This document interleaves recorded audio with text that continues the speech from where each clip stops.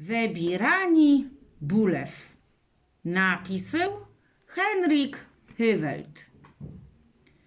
Łet ti rydzi do ti bruzdę na kłelanach w rące hyk. Stoją kłesie, a w nich bulwę. Jeden ciesz i dali krok. Gbórka schykał na kłelanach, chłec je ze mną ciasan deszcz.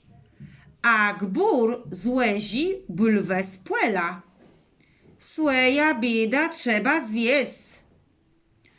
Fura zjeździ rys płerys, słońce nekyju za las. Lejś jedna fura dzys, zdziąty gburze głenią cias. Jeś bulwici je na płelu, tam z nadmidzy idze dim. To knypice łedzin pylą, smaczny pól ci pieką w nim.